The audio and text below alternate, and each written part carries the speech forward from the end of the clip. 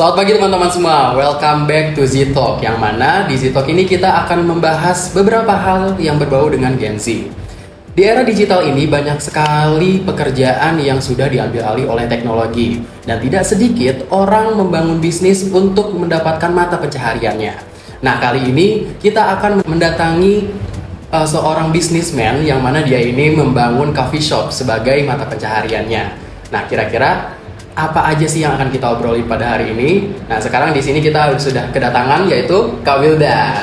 Nah, oke, boleh mungkin Kak Wildan memperkenalkan diri terlebih dahulu. Oke, nama gue Wildan Kapami, bisa panggil gue Wildan. Nah, di sini gue ada suatu bisnis di bidang F&B yaitu coffee shop tempatnya. Namanya itu Sun Coffee and Roastery kayak gitu. Oke, Sun Coffee and Roastery. Iya, betul. Nah, jadi teman-teman semua di sini kita sudah kedatangan Kak Wildan yang mana dia ini sudah membangun coffee shop sebagai mata pencahariannya di dunia digital ini. Nah, oke. Mungkin pertanyaan pertama yang akan ditanyakan yaitu gimana sih awal mula terpikirkan untuk memulai bisnis ini? Nah, untuk awal mula terbangunnya si Sun Coffee and Roastery ini atau bisnis coffee shop ini, awal mulanya saya bekerja sebagai barista tetap di bidang kopi. Di situ kita mendalami ilmu tentang kopi, pengetahuan tentang kopi, cara membuat kopi semuanya seperti apa, sampai udah dapat ilmunya dan ada suatu kesempatan di suatu waktu ya ada biaya tak terduga lah gitu. Ya akhirnya bisa membangun si coffee shop ini dan alhamdulillah berjalan lancar, berjalan normal semuanya dari apa yang udah saya pelajari di tempat kerja sebelumnya terpakai semua di situ dan ya mengalir begitu. Oke, berarti awal mulanya itu dari menjadi bartender terlebih dahulu ya? Ya, Barista,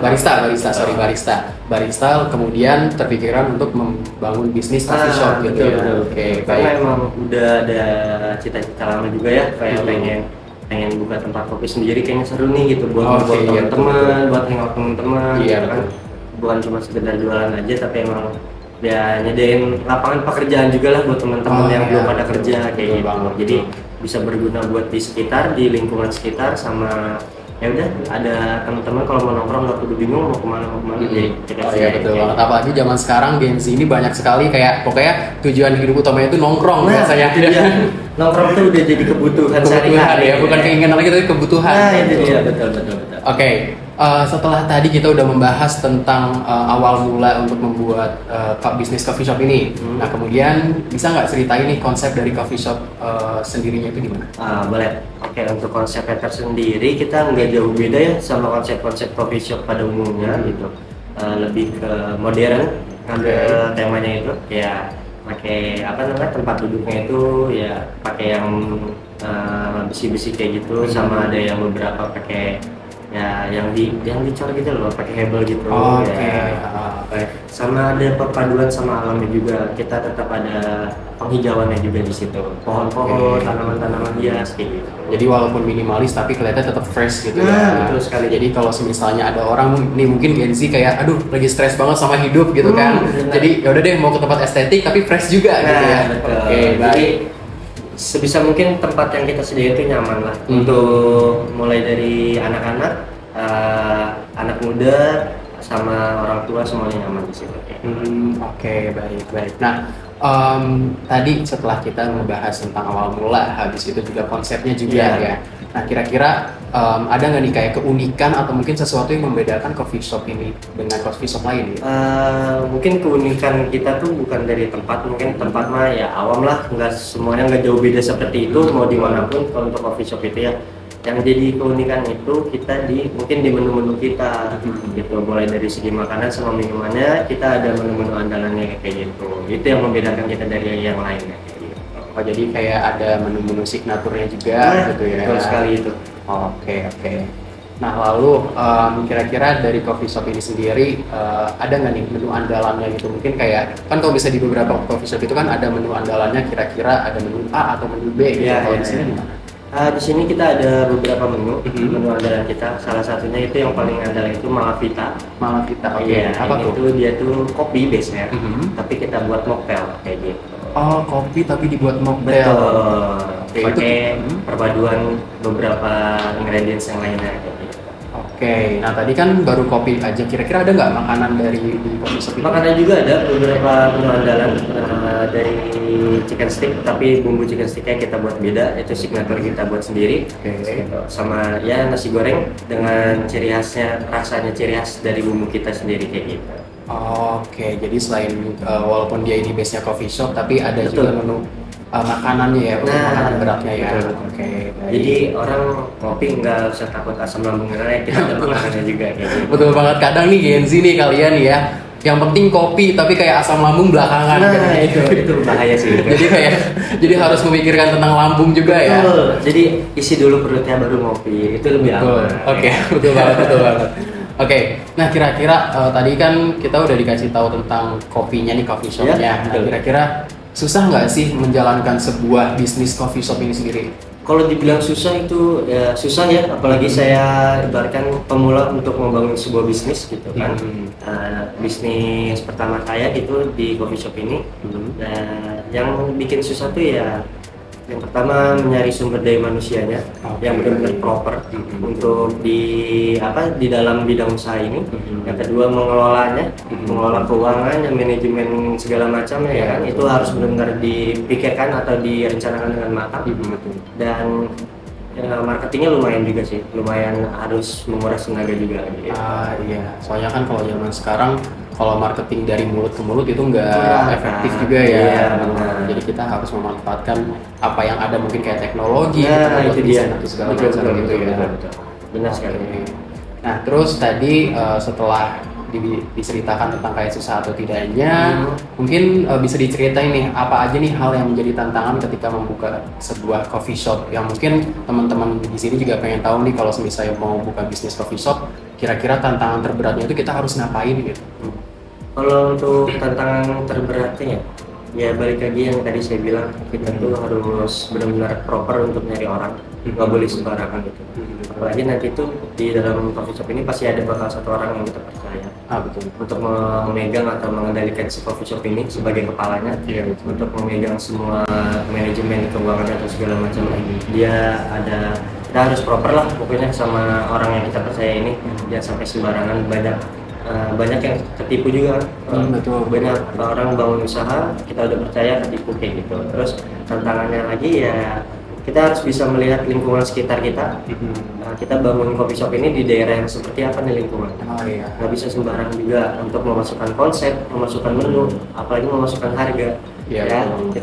kita harus bisa melihat ke situ juga. Kayak misalkan kita ngebangun coffee shop di lingkungan yang sederhana, diibaratkan lingkungan yang menengah ke bawah gitu, bukan menengah ke atas.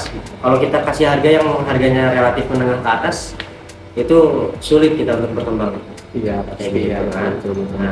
Nah, makanya kita harus bisa pintar-pintar kita melihat lingkungan kita, bagaimana lingkungan di sekitar kita, status ekonominya pada seperti apa kayak gitu. Jadi nggak bisa sembarangan juga sih.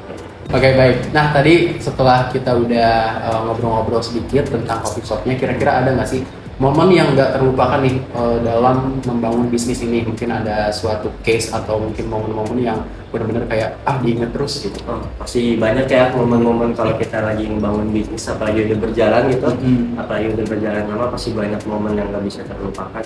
Momen dari masa-masa pembangunannya juga itu momen gak pernah terlupakan sih. Gimana sulitnya membangun ini sampai akhirnya punya nama, dikenal sama banyak orang, itu kan sebuah momen juga yang gak bisa kita lupain gitu, bareng-bareng sama karyawan kita. Terus ya banyaklah momen kebersamaan sama karyawan yang bisa dibilang sebagai keluarga kedua di luar rumah kayak gitu. Mereka yang tiap hari ketemu kita gitu, jadi makan bareng, minum bareng, bahkan pernah suatu waktu itu kita semua nginep di kedai, tidur di kedai gitu. Kita bikin acara, semua tidur di situ, kita bareng-bareng di situ. Itu ya momen-momen yang gak terlupakan sih. Jadi nggak cuman kayak sekedar antara owner dengan pekerjaannya, tapi juga Betul. membangun bonding juga Iya, ya. betul sekali. Betul. Oke, dikarenakan di dalam satu bisnis juga kita harus membangun kayak hubungan kekeluargaan juga ya. Ya, itu harus terjalin banget sih, harus harus diciptakan banget. Biar yang para pekerja yang kerja di kita tuh merasa nyaman, merasa kayak enak nih kerja di sini gitu. Udah kayak ya udah kayak bukan kerja aja gitu, kayak sambil main aja sama teman-teman kayak gitu. Oh iya, betul betul. Nah, kira-kira tadi kalau misalnya momennya tadi kan momen yang bagusnya nih ya kan, momen bahagianya. Kira-kira ada nggak sih kayak suatu kasus atau enggak momen yang mana kayak itu tuh nggak terlupakan tapi bakal jadi pembelajaran terus menerus nih untuk kedepannya? Ya, yang tadi saya udah bilang, orang kepercayaan kayak gitu lah. Udah dipercaya untuk memegang coffee shop ini gitu, tapi ada hal yang dia buat yang membuat saya kecewa kayak gitu. Jadi ya itulah momen yang gak enak kayak gitu lah. Wajar sih ya.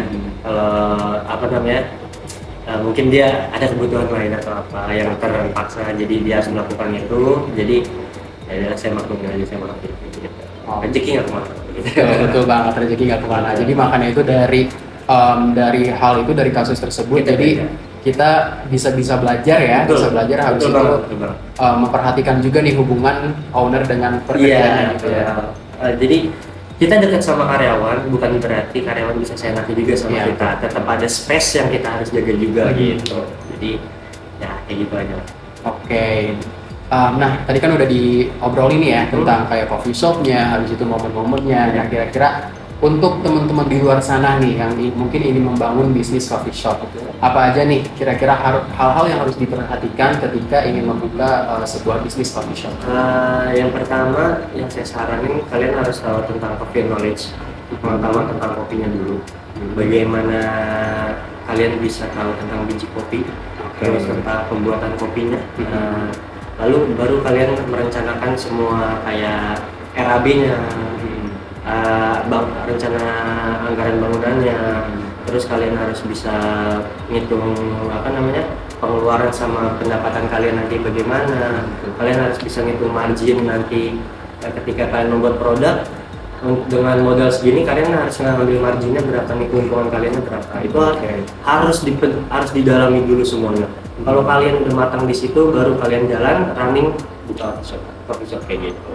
Jadi bukan cuma sekedar ngebuka bisnis, tapi kita harus tahu manajemennya dengan baik ya. Lebih tepatnya ke situ. Kayak manajemennya juga kita harus tahu dengan baik. Habis itu juga jangan mentang-mentang kayak kita punya duit terus kita buka coffee shop, enggak gitu ya. Enggak gitu. Jadi banyak juga orang yang kayak gitu sih. Kayak ada duit nih gini, duit nganggur, buka aja lah coffee shop, tapi nggak direncanain dengan baik, manajemennya nggak baik.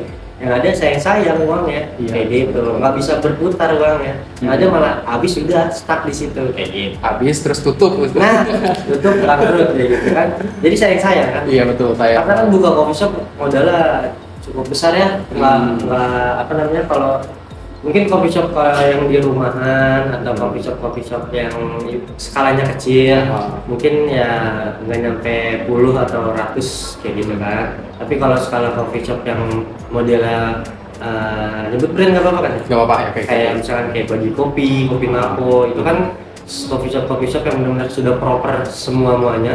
Itu pasti modalnya cukup besar. Jadi kalau dengan modal yang besar disia-siain atau kayak ya udah bukannya kayak gitu aja tanpa direncanain dengan baik, ya sayang menurut saya kayak gitu. Ya kan? Oke, baik. Nah, tadi teman-teman udah ngedenger ya cerita-cerita tentang coffee shop dan juga bagaimana nih perjalanan seorang Kak Wildan dalam membangun coffee shopnya. Nah, kira-kira nih kalau misalnya ada teman-teman yang ingin berkunjung ke coffee shopnya Kak Wildan, kira-kira bisa dikasih tahu nggak nih mungkin sosial medianya atau kita harus kemana gitu? Nama sosial medianya itu ada Sun Roastery namanya. Sun Roastery. Iya, Sun Roastery. Itu tempatnya itu ada di Parung Bogor. Itu ada di Jalan Haji Mawi, dekat SMA 1 Parung. Oke, baik. Nah, jadi teman-teman kalau misalnya ingin kepo-kepoin tentang apa tadi? Sun Roastery ya? Sun Roastery, jadi bisa langsung cek Instagramnya. Oke, baik. Nah, segitu aja teman-teman untuk pembicaraan Gen Z kita pada hari ini. Terima kasih banyak Kak Wildan atas kehadirannya. Dan tadi juga udah dikasih tahu sama Kak Wildan kalau misalnya banyak sekali hal-hal yang harus diperhitungkan dalam membuat bisnis coffee shop ya. Habis itu juga bukan hanya tentang uang yang harus diadakan, tapi juga kita harus tahu pengalaman dan juga harus tahu juga knowledge-nya untuk membangun manajemen coffee shop. Oke, baik. Nah, segitu aja dari saya William dan juga Kak Wildan di sini sebagai pembicara. Pamit undur diri. Bye Gen Z.